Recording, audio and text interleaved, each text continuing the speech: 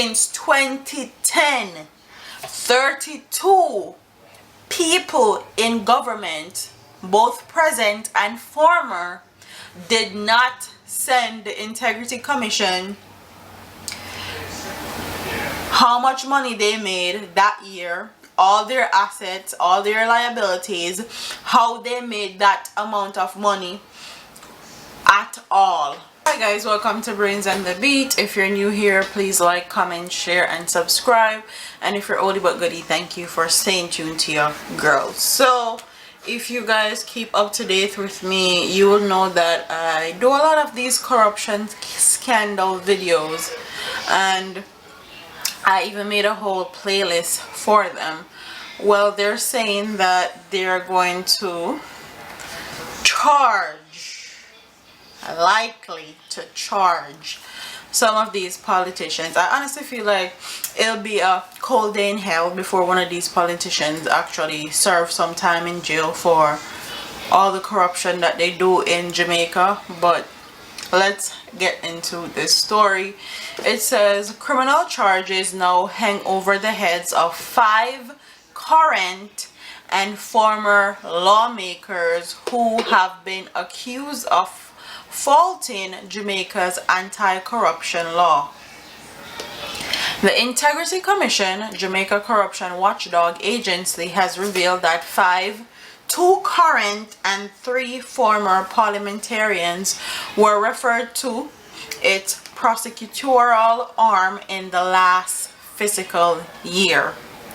Their names have not been made public, and the country remains in the dark about the cases were referred to the Commission's Corruption Prosecution Division and whether steps have been taken to bring them before the court. So the Integrity Commission is saying that they basically did their job. They gave all the information that they found out about everything that they're doing to hand it over to the division that is supposed to charge them. These persons were reported for non-representation of additional information required to complete the examination of their statutory declarations, and 1 for non-representation of statutory declaration. The Commission disclosed its latest annual report to the Parliament. No prosecution or disciplinary action resulted from any investigation undertaken during the year April 1st, 2019 to March 31st, 2020. The agency confirmed in its annual report for that period. So all of last year and up till March 31st of this year, no one had any disciplinary actions laid against them for doing anything wrong as far as corruption is gone. And let me backtrack. Whitley used money to spend and buy a $10,000 cake. Rule Reed and Fist Pinnock stole money from the CMU. Lisa Hanna was accused of nepotism and cronyism.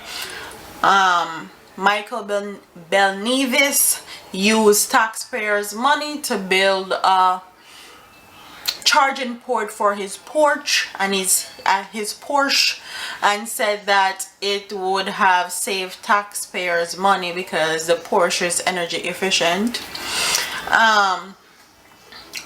Hutchinson, which this is a recent one that I just did, gave a government contract for millions of dollars to a company that his wife, mother of his children, is a part of. So that is basically nepotism and cronyism. And if you guys didn't know, nepotism and cronyism in Jamaica is not, there's not any laws on the books that say they can't do what they're doing. So basically, if them have one friend, if them have one woman or a man, and they feel like they're able, or they can get away with giving them a contract for a particular job, then they will do so. They're not looking for people that is right for the job, that have all the requirements, that have all the talent.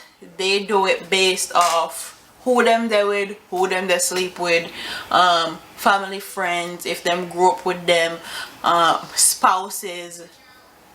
That's the criteria that they use. And during that period, like everything that I'm talking about happened in that period or the period before. So it says, one of the accused lawmakers subsequently presented all the information requested. The commission said, members of parliament, MPs, and senators, like other public officers, are required under the Integrity Commission Act submit annual declaration of their income, assets, and liabilities.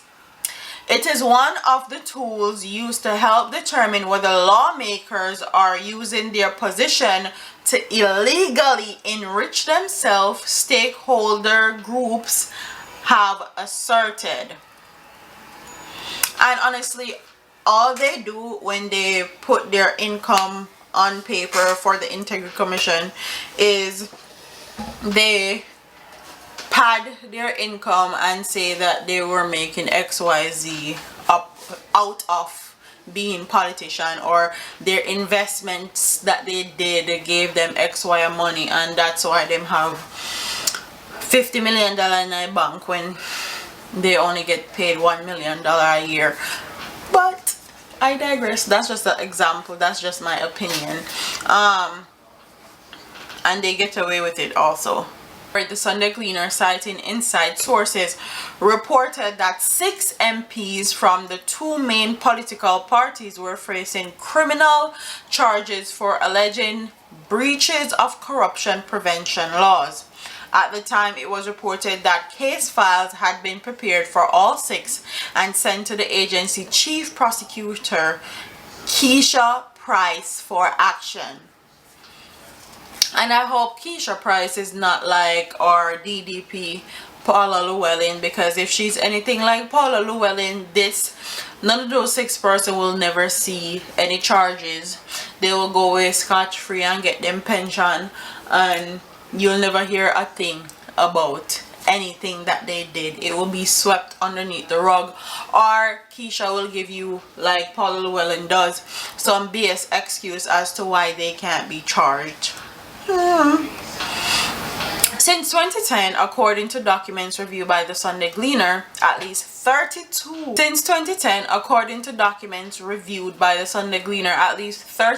current and former parliamentarians accused of failing to file their declaration or provide supporting information have been referred for prosecution. No document was seen for 2017. So, 32. And why aren't their names being printed? Why the public have no idea about this?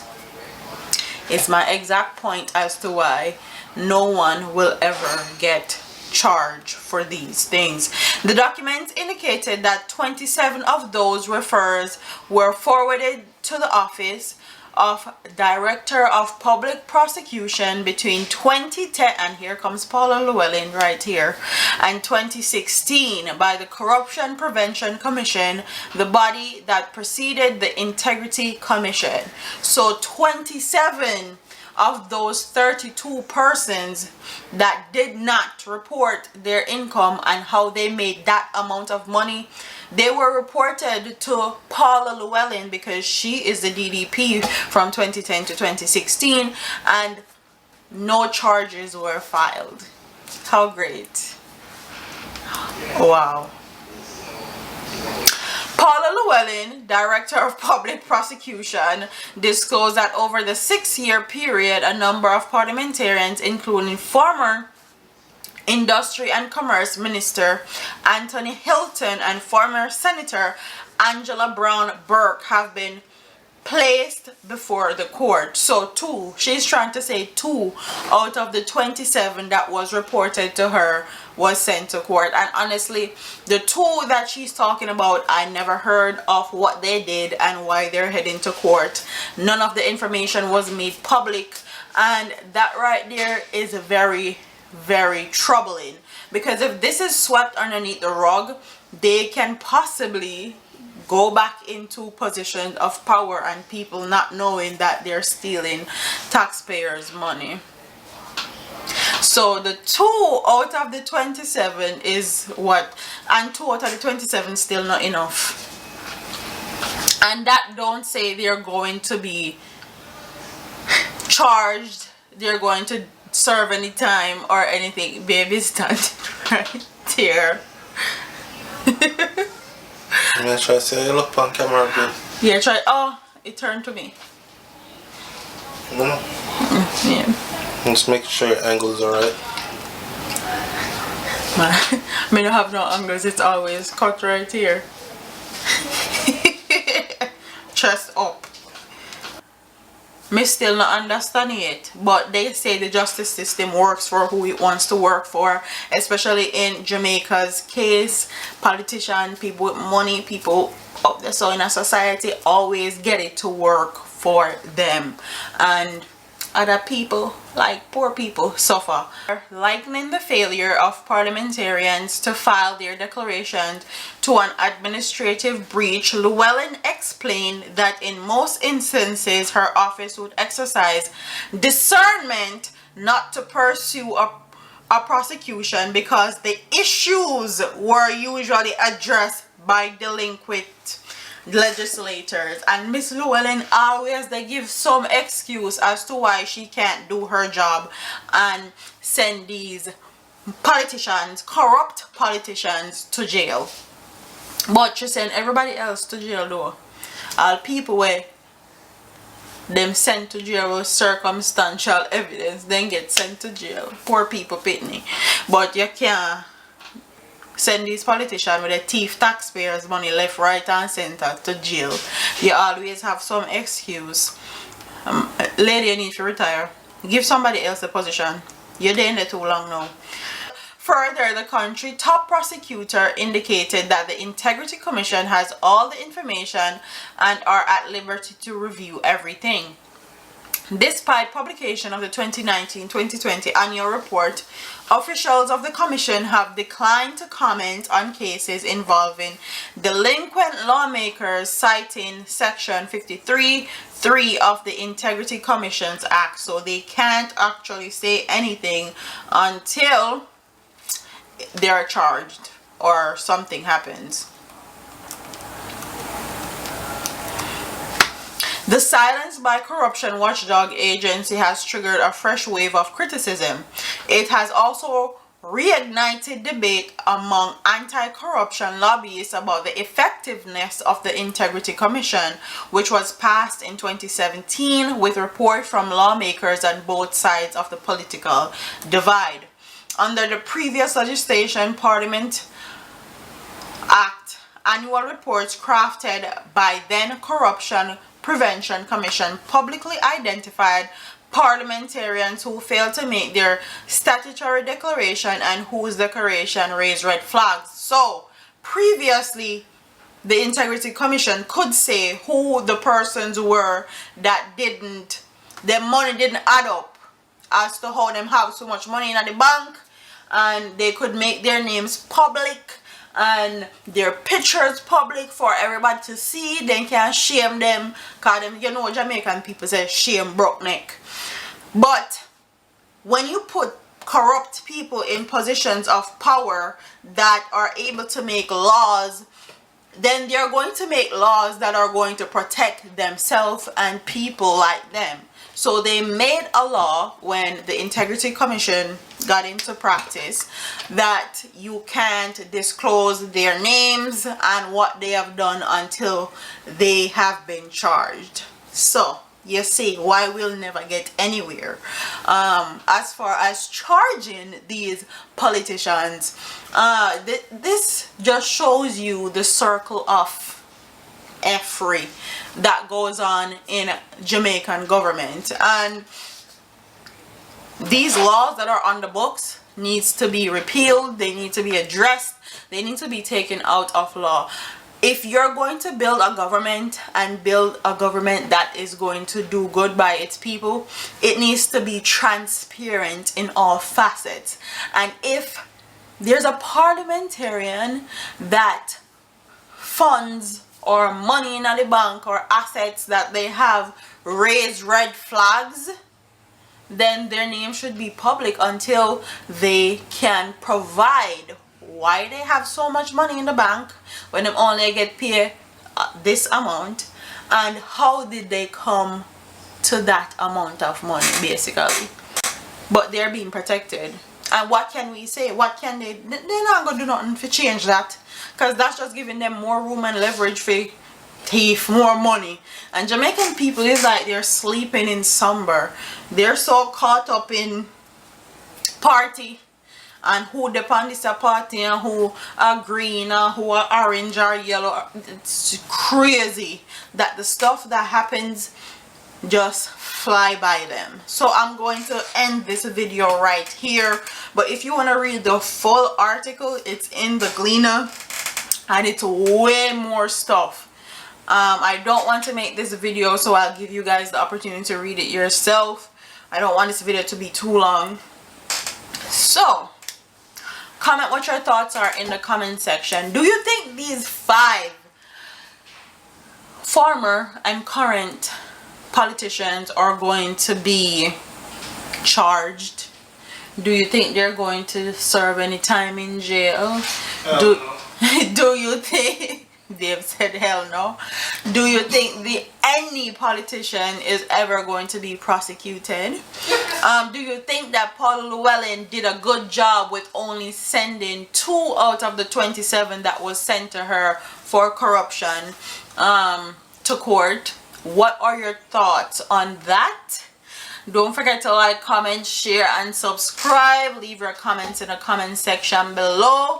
I'm sure, and not just 32 people alone did not make their income declarations. See you in the next one. Deuces.